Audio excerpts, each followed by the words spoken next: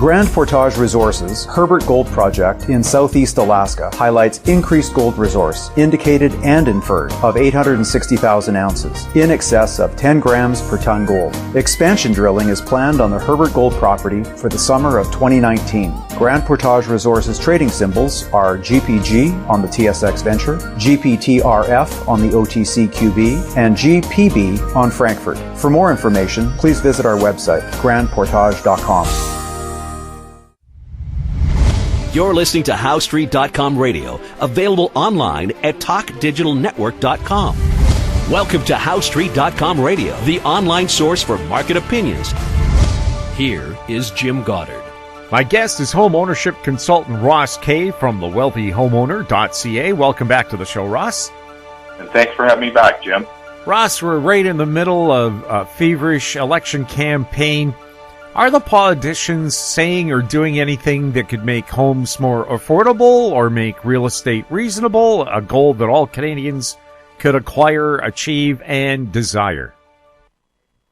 No.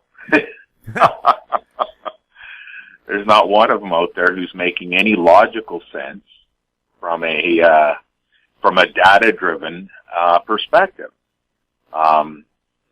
Everything they're saying, Jim, I mean, everything that they come up with, all they're doing is they're asking Canadian home buyers to be more encumbered with debt, to lose wealth because of the decisions that they're recommending. They are artificially going to inflate the housing prices if these things were come to pass. Now, just bear with me that when I said if these things come to pass. I mean, the NDP is going to build half a million affordable homes, and none of these people are able to cost anything that they're recommending. None of these people are able to provide a data-driven response verifying their claims. And Jim, why should they? They're only going to be in power at the most 4 years. So what? 3.5 years effectively that you're governing? And then it's time to go to the polls once again. You're going to hear these type of solutions being brought forward, which simply are not solutions. I mean, this week we heard they're starting now to move the climate zero emissions target out to the year 2050, 30 years from now. I can pretty much guarantee that there's some student studying in a Canadian university today, biotech or engineering, who in the next 10 years, if they were encouraged by the government, would come up with a solution to reducing our carbon footprint as a nation. All of the problems that we have, technology, if you enact it, if you support it, if you are willing to fail in order to succeed, is really the solution to eradicating these problems. In my perspective, the perspective I have though is one of reviewing home ownership. So when there were hurdles put in people's families' path that was preventing them from owning their home, they came up with solutions. The government didn't come up with the solutions. People came up with the solution. One of the best solutions is they quit buying. And for the last half a century, that solution has been the one that has always kept homes affordable. We're listening to the conservative leader, Andrew Scheer. He comes out and says that he's going to allow amortizations to go to 30 years, and he's going to allow the stress test to be dropped on renewals. Well, first of all, the stress test never should have been on renewals. I think if we had an honest discussion with the OSFI, they would admit themselves that that was a mistake. They did not plan. The OSFI did not foresee that the banks would continue on with predatory lending practices.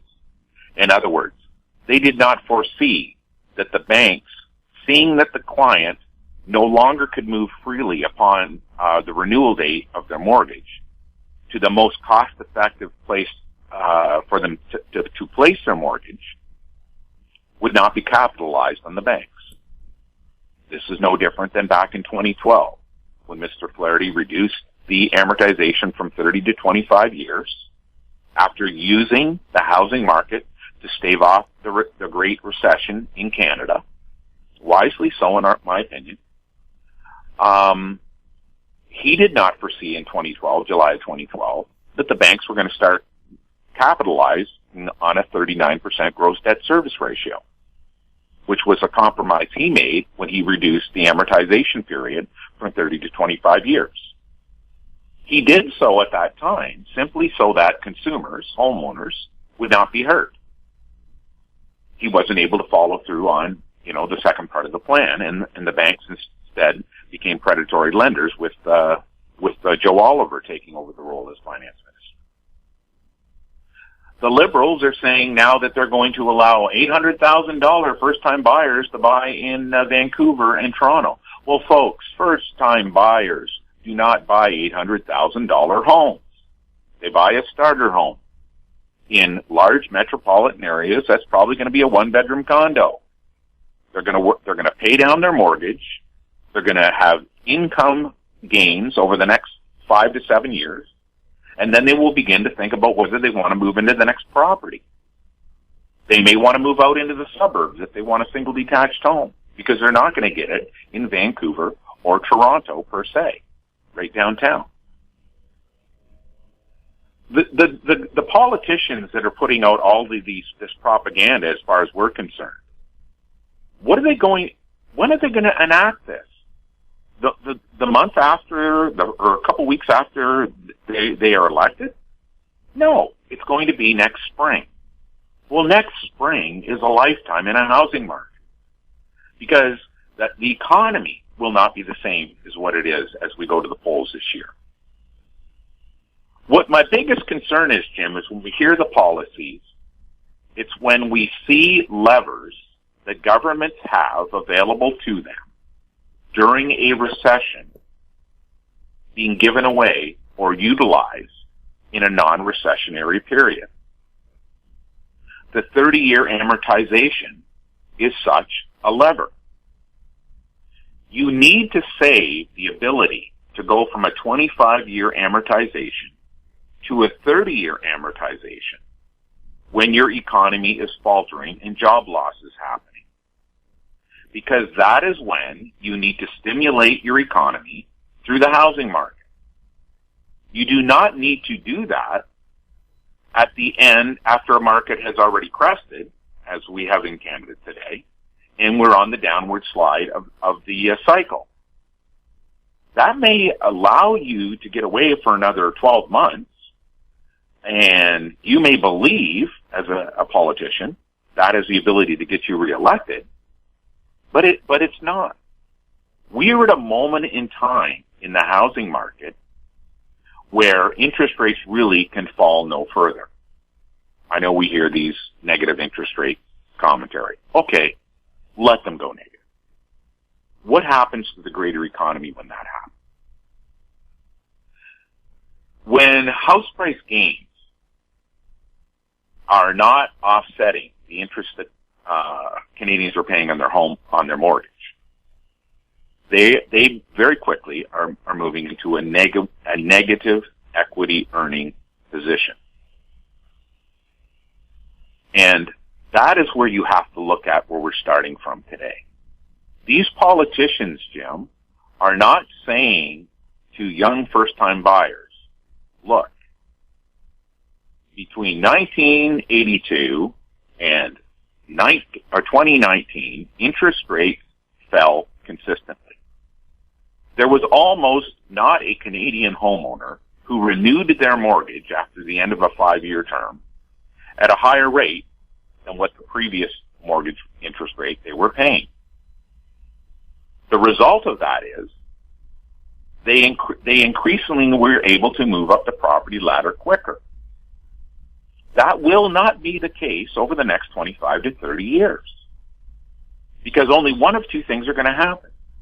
We're going to stay in a perpetually state of low interest rates, or because of currency fluctuations or moves in the economy or decisions by politicians, we are going to be in a rising interest rate environment. One of those two things is going to happen. What is not going to happen is another 30 years of falling interest rates, because it's impossible.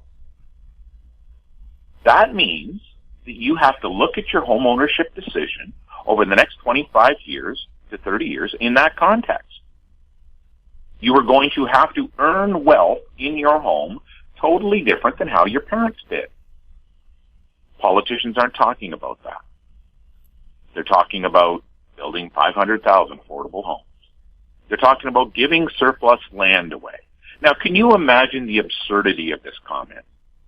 Governments are not willing to put restrictions or contract out for the rental housing stock to be built, but they're willing to give away the land at a reduced price or possibly free. We have Canadian pension plans, as we discussed in the last show or last two shows, who are simply looking to get about a 3.9% compound annual growth rate on their pension funds to be sustainable. Well, why wouldn't the government say, hey, pension plan, it's our money, our Canadians' money anyways. If you guys will build a rental housing, we'll give you the land to build that rental housing on, and you don't have to worry about that 3.9% annual compound growth rate. You can return 6 to 7% over the next 30 years, and we don't have to worry about cutting people's retirement incomes. We don't have to worry about CPP any longer. We don't have to worry about funding the public sector workers' pension plans.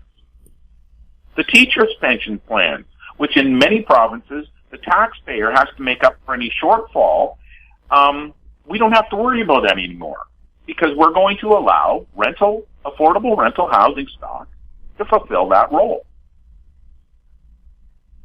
No, we won't talk about that as we're looking for an election, because we need to buy your vote. We need to make a promise that is contingent upon you believing a falsehood, which the organized real estate and big banks will support. They will help sell this message to you. What the conservative government offered is not making it cheaper for you to buy a house. What the liberal government is offering will not make it cheaper for you to buy a house. They are both making commitments, promises, that the cost of you owning your home is going to be higher depending on which one you elect. They're both going to make the cost of you owning your home higher. They are not putting other measures in place that would restrict the impact of the policies that they're recommending. They're just going to slap these changes onto the existing home trading infrastructure. They are not giving you companion levers being put in place to prevent it from raising your cost. Now, let me end with this on this comment, Jim. That does not mean you are going to see rising house prices as a consequence of anything recommended. We are now sailing in the SS Titanic, the largest vessel ever built in the history of the world, the version we're talking about here today, because it's the Canadian housing market. The government, there is not enough coal in Canada to fuel the furnaces that is going to get that Titanic moving forward again in a sustainable pace. It will not happen. It is impossible.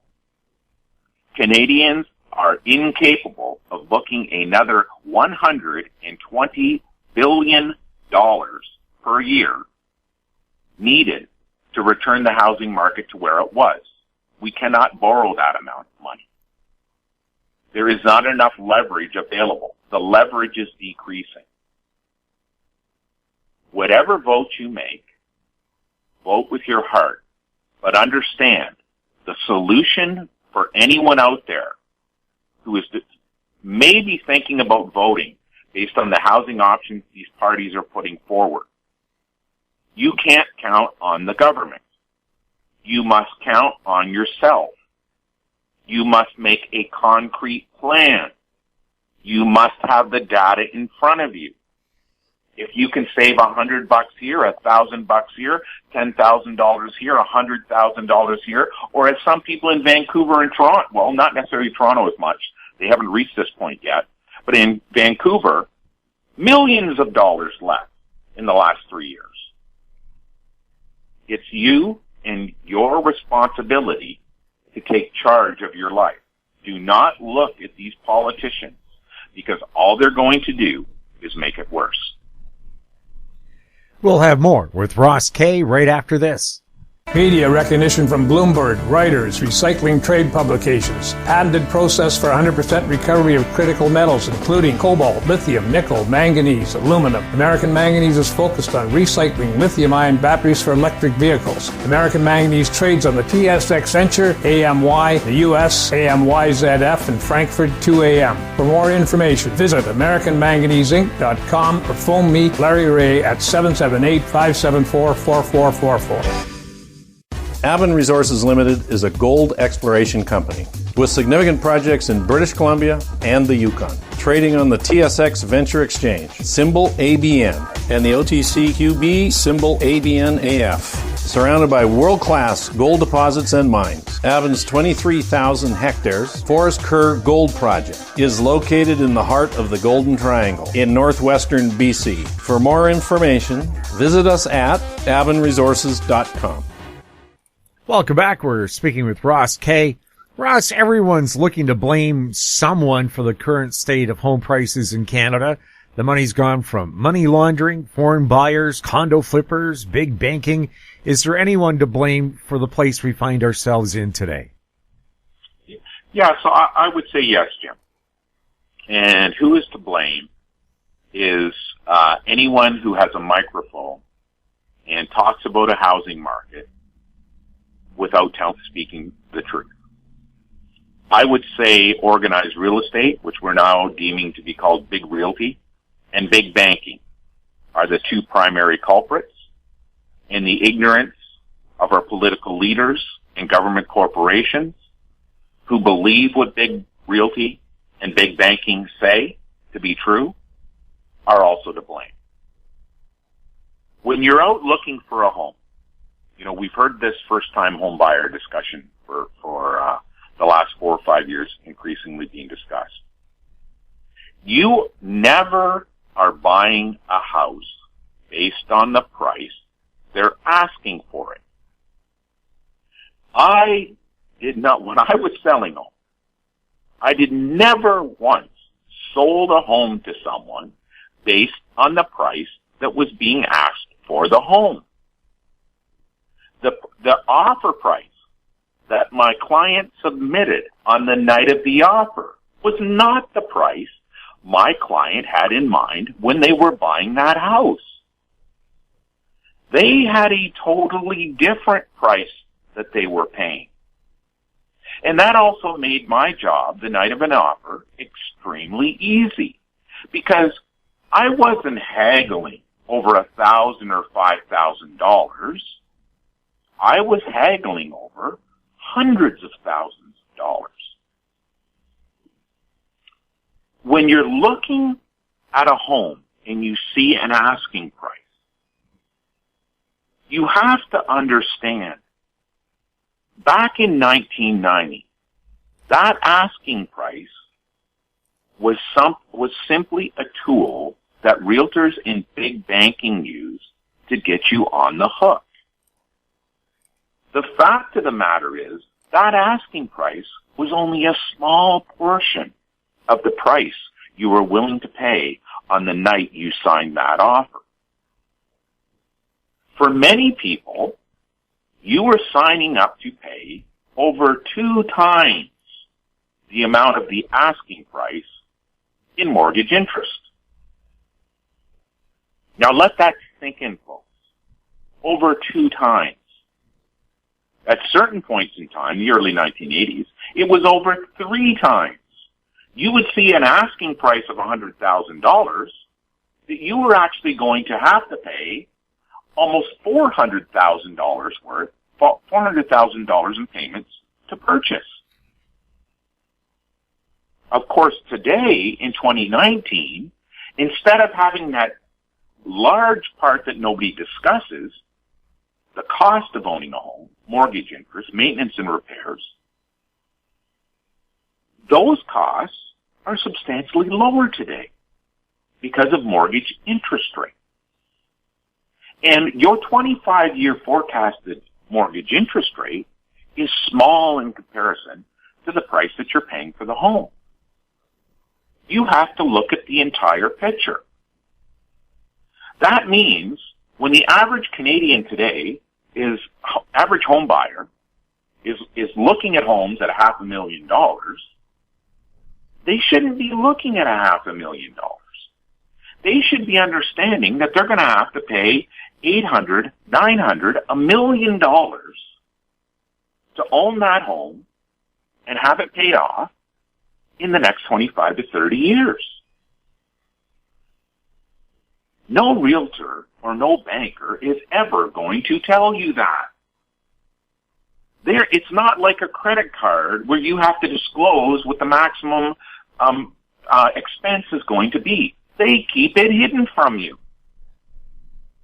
It's an entire infrastructure, an entire system, an entire belief that keeps the actual price of owning a home from the people, and instead, the shiny little bauble that is the house price is the only thing that people look at.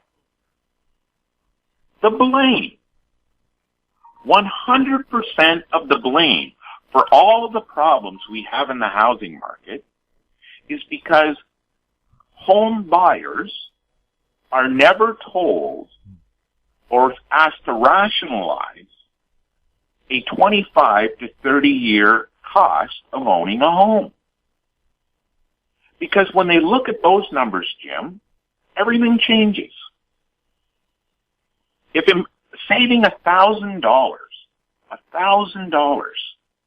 on a purchase price in 1990 was saving something like $15,000 in 25-year expense in 2019. It's a staggering difference. I know there'll be naysayers who are listening to shows that says, well, this is not this. No, folks, believe me. When you sit down with the numbers, this is how it works. You saved $1,000 off the purchase price. That's $1,000 of principal you didn't have to pay.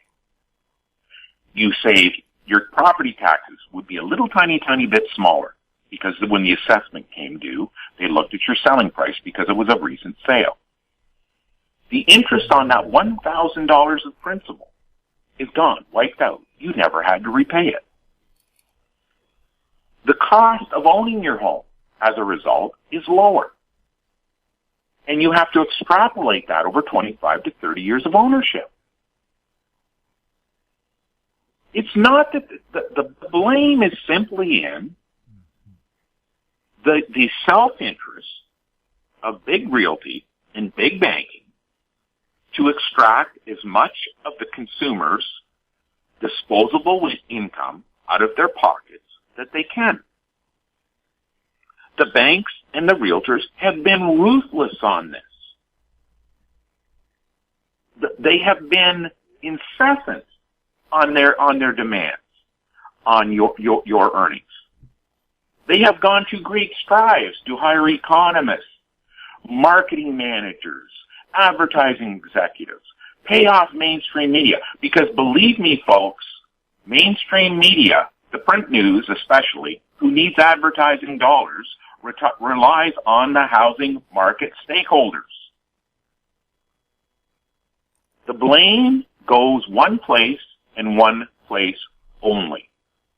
It goes to big realty and big banking, who has kept the required information every Canadian home buyer was entitled to knowing secret. And they've done everything in their powers, everything, to keep the conversation away from that reality. Blame sits two places. Big banking, big realty, and sort of number three, politicians who refuse to do the research needed to figure out if they were being manipulated by those stakeholders.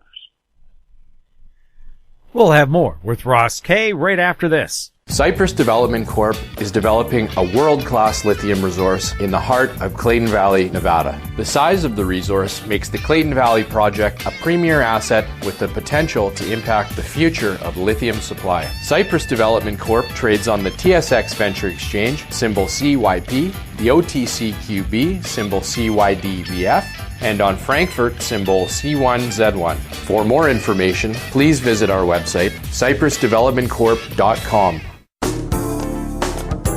Don't miss out. Stay informed. Receive the HowStreet.com weekly recap with thought-provoking podcasts, radio, and articles delivered to your inbox. Sign up for the HowStreet.com weekly recap on our homepage at HowStreet.com.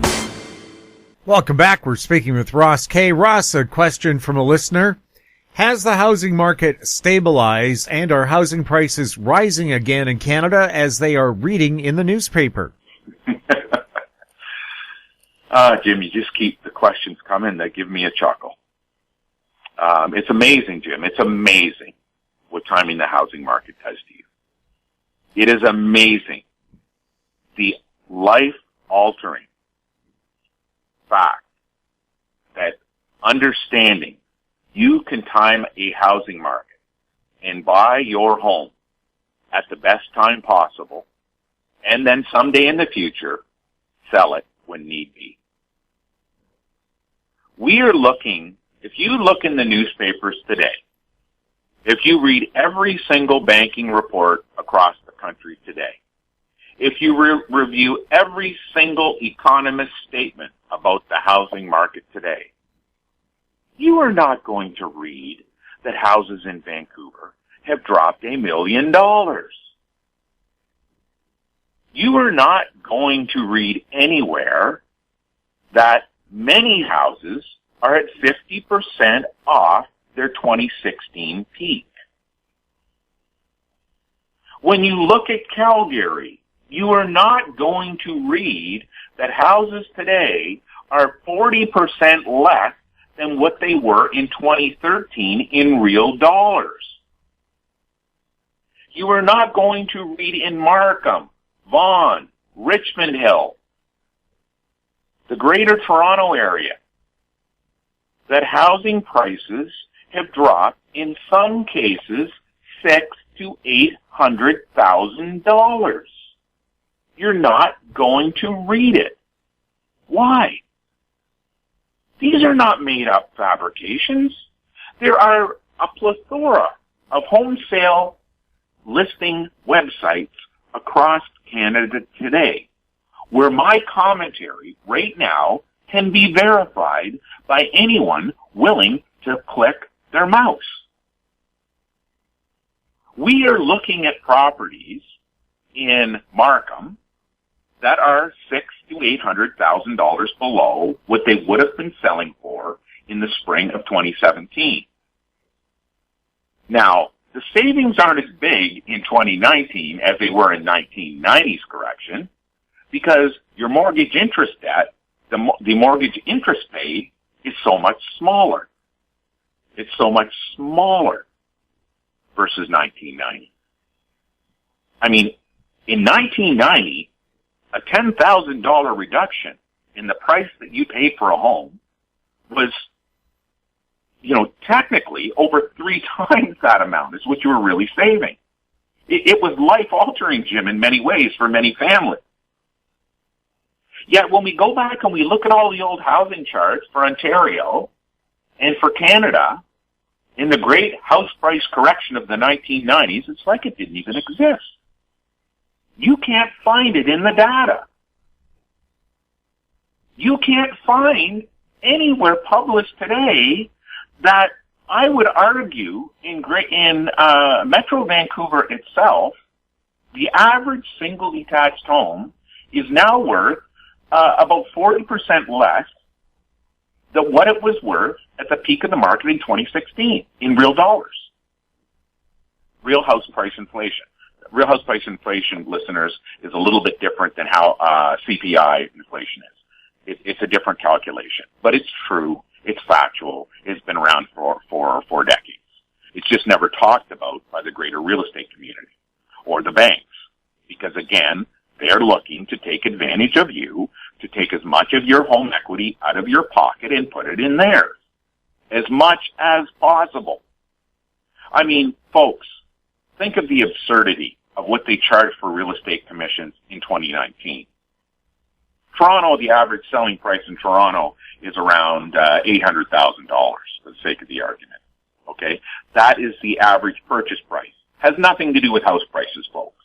What it says is the group of buyers who are buying in this given month have high enough incomes and high enough home equity in aggregate to support the purchase price that they're paying in that month.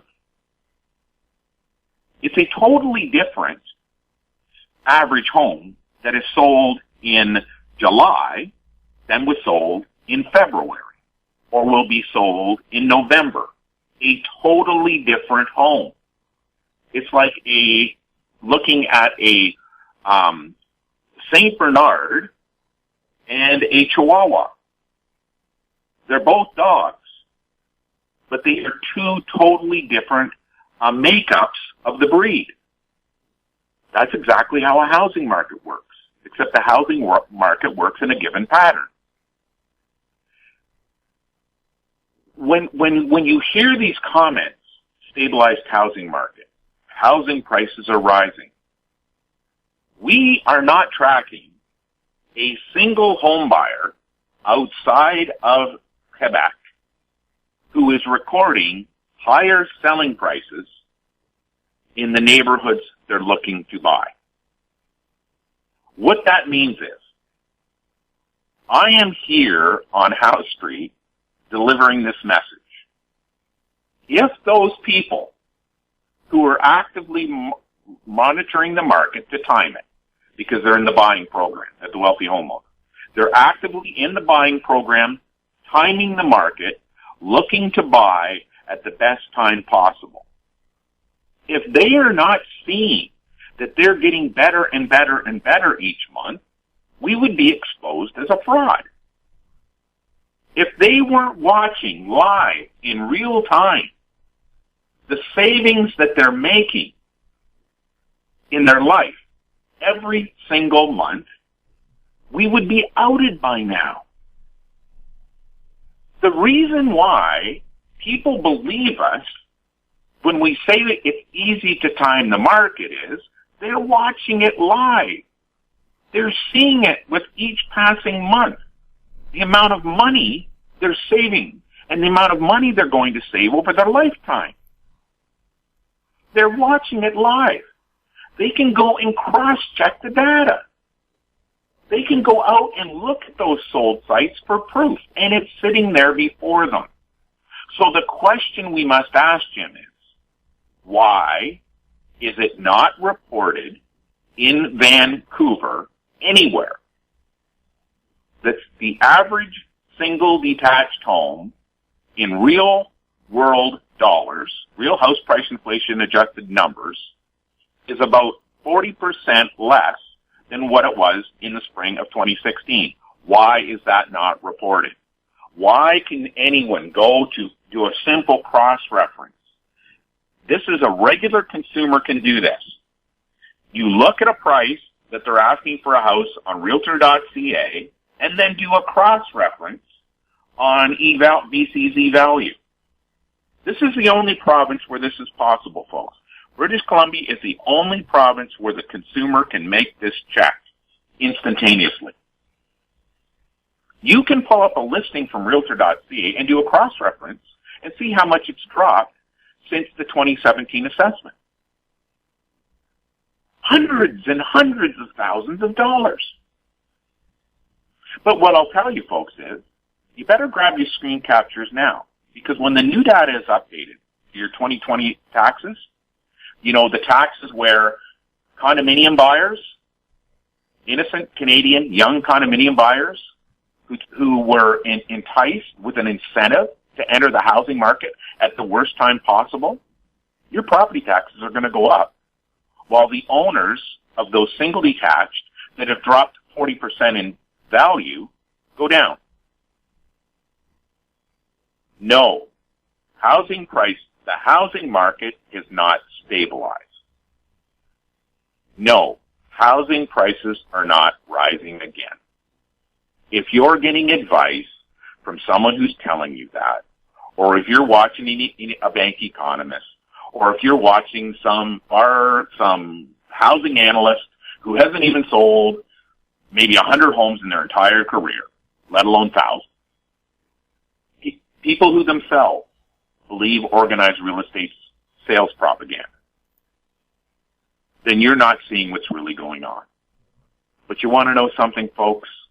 It's no different than Ontario in the 1990s, the Great House Price Correction, where the data today shows it's like it didn't even happen. Where did it disappear to? It didn't happen.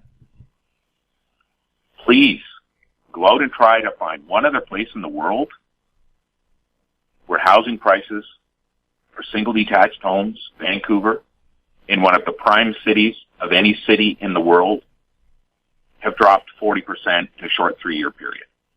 Go out and try to find it. And then ask yourself, why isn't that making headlines? Even if what I'm saying is only half true.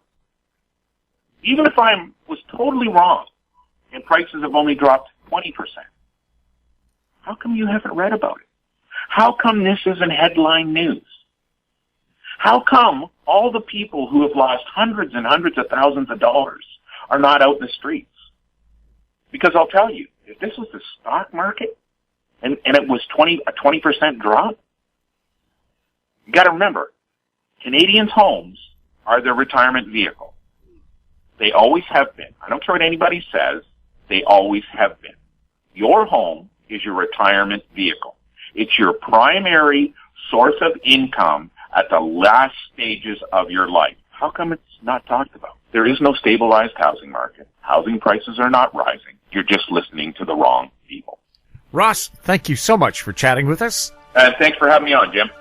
My guest has been home ownership consultant Ross Kay from thewealthyhomeowner.ca. If you have any questions for Ross or any of our other guests, you can send them to info@howstreet.com. Find us on Twitter @HowStreet, our YouTube channel, Talk Digital Network. I'm Jim Goddard. Thank you for listening.